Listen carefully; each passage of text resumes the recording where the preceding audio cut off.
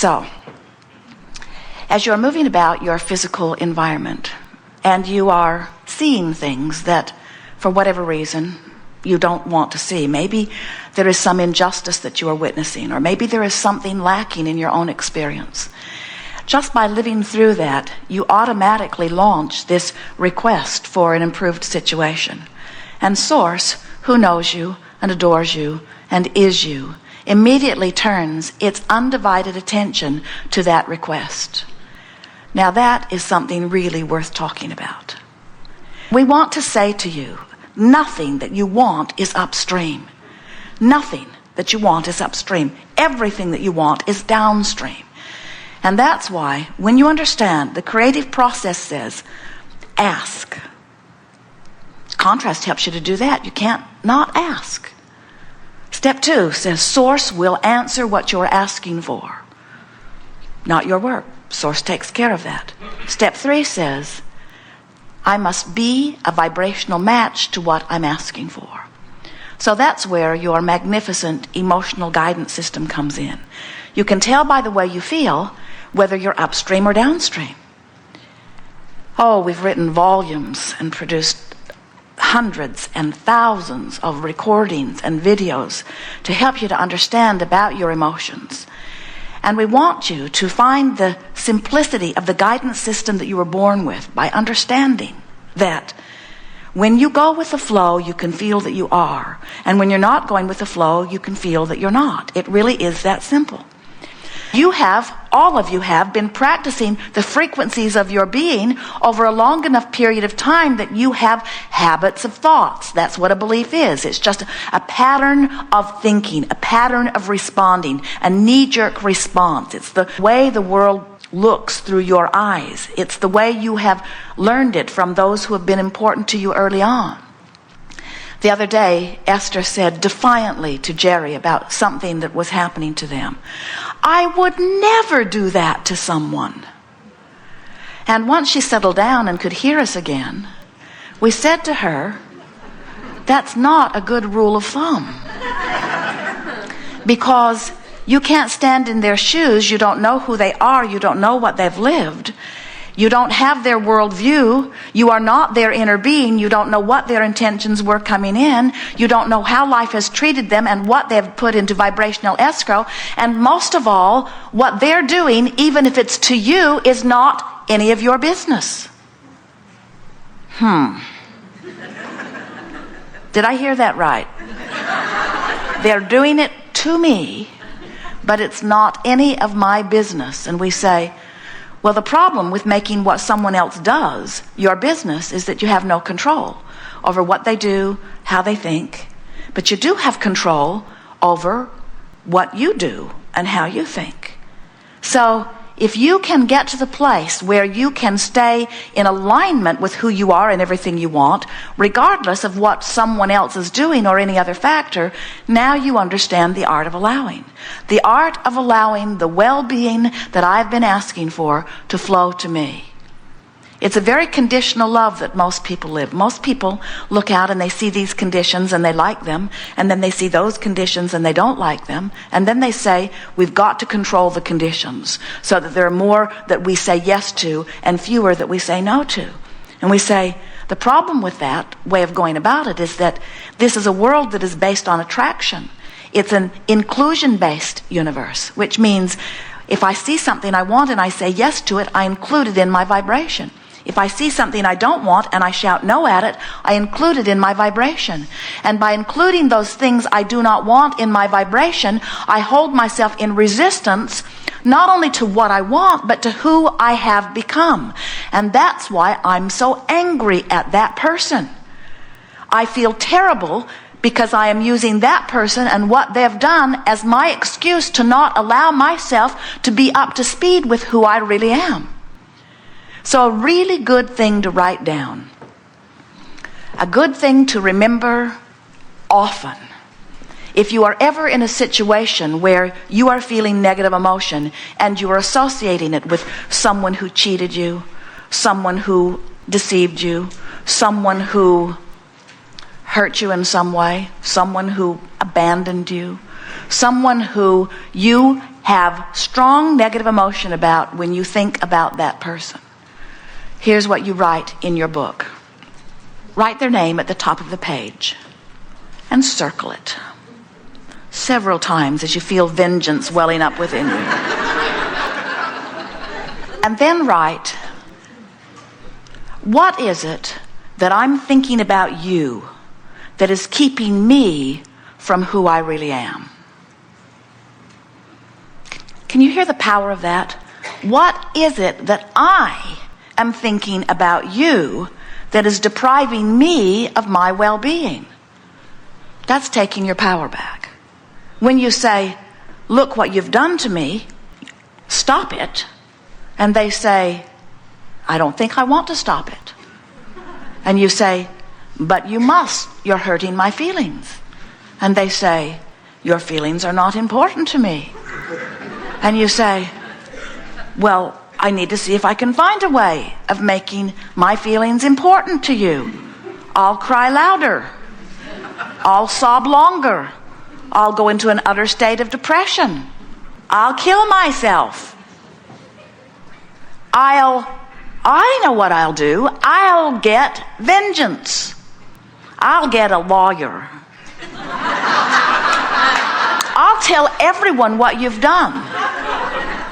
I'll get people to agree with me. I'll get an army. We'll get bombs. What you finally come round to understanding is that no matter who they are, your power of persuasion is really not your best effort. Your power of alignment is.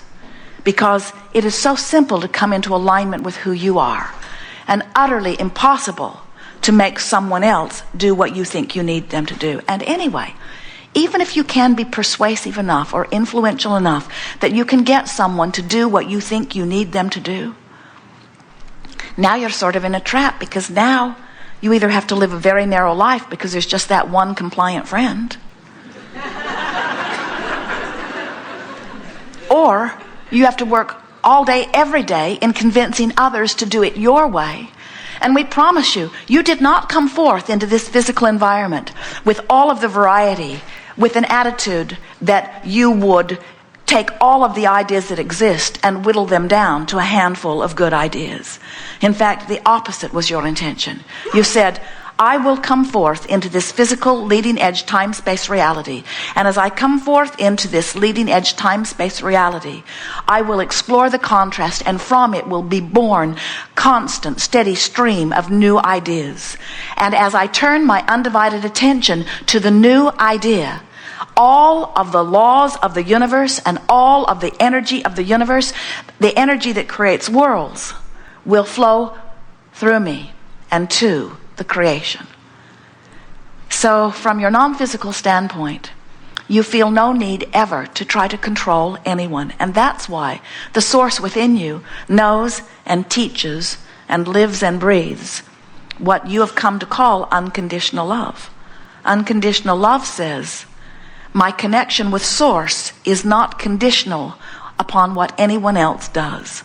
My connection with source is only conditional upon my choice of thought, my direction in the stream, my following the call of source or not.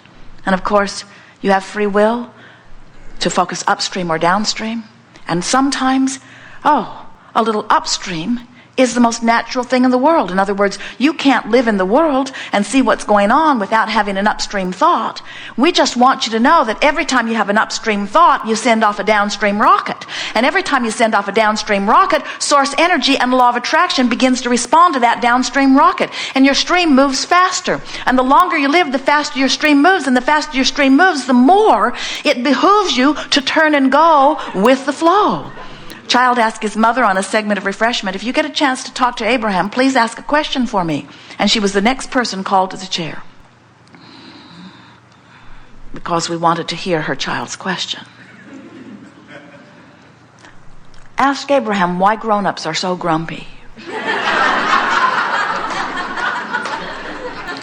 And her answer is, the longer you live, the more you find to fuss and worry about. And you've forgotten that every time you fuss and worry, you give birth to a rocket that source energy helps you with. And that if you would fuss and worry just long enough to know what you want and then turn your undivided attention as quickly as you can toward what you want, not only will you begin to be the rider on this river, this glorious wave that is continually flowing out there on the leading edge of thought, not only will you feel the vitality and eagerness of life flowing through you, but every single thing you've ever asked for must come to you. It is law. But when you get cross current of that stream, it's not fun. As things were happening politically and around the world, many people began to find satisfaction in the television programs that pushed against the current administration. And for many, it was a downstream thought. In other words, it was fun to make fun. It was like, finally, someone is speaking some of what I'm feeling. But for most people, they could not stay downstream while they were watching those shows because it was only downstream from where they were, but there's always something downstream from where you are. You get the sense of what we were talking about? One day, we heard someone chastising someone else about the direction of their stream. Your friends do that to you? That's an upstream thought, you know. So you want to say to them, not for me it wasn't, it was downstream for me. Might be upstream for you, but you aren't in my boat. I'm the only one in my boat. The key to long-term happiness, the key to receiving everything that you're wanting, the key to being the fulfillment of that which you intended as you came forth, the key to being that leading edge being that you were born to be, the key to living life in the way that you said you would when you came forth, the key to keeping up to who you really are, the key to being the physical embodiment of the source energy who is within you, the key to that is a downstream thought. Not the best thought you've ever thought. Just the best feeling thought you can find from where you are. No matter where you are on the emotional scale, no matter where you are, as you put your boat into the river, as you reach for the best feeling thought you can find, that's got to help, yes? And if you keep doing that, before you know, you're really going with the flow. You are hearing the call of Source. So what does the call of Source sound like? Harps and angels, surely? What's the call of Source sounds like? Well, it depends on where you are. If you are in love and appreciation, the call of Source will feel like ripples up your spine. It will feel like goosebumps all over your body. It will feel like elation. It will feel like laughter. It will feel like joyous exaltation. It will feel orgasmic. But if you are over here in despair or in anger or revenge, the call of Source might very well feel like a little less anger or like frustration. You have to listen for it from where you are. And most important, and here's what we've been leading up to with all of this rampaging, you have to utilize your own guidance system and take everybody else and their guidance system and everybody else and their set of rules and lists of things that you should and should not do out of the equation. You have this boat that you're upstream, downstream, mostly downstream, mostly downstream, mostly downstream. We know that because we've seen you croak. Mostly downstream, mostly downstream, mostly downstream, mostly downstream, mostly downstream. The stream is going downstream. The question is, are you going downstream willingly or are you going with a fight? That really is the question. Because your life will be good. You are worthy beings. You were born to live well. Life is supposed to be good for you. That's just the way that it is. Now, you can fuss and fight that if you want to. But that is the way that it is. And so, what do you want to talk about? No order of business here. Whatever you want, we're happy to address. Your vibration has preceded you. We know who you are. We know what you want. And we know which ones of you will be the best ones to deliver the most answers to the most people. And there is not one question that is present in this room that we will not address fully. But how close you are to the vibrational proximity of the answer will determine whether you hear it or not. Good cover, don't you think?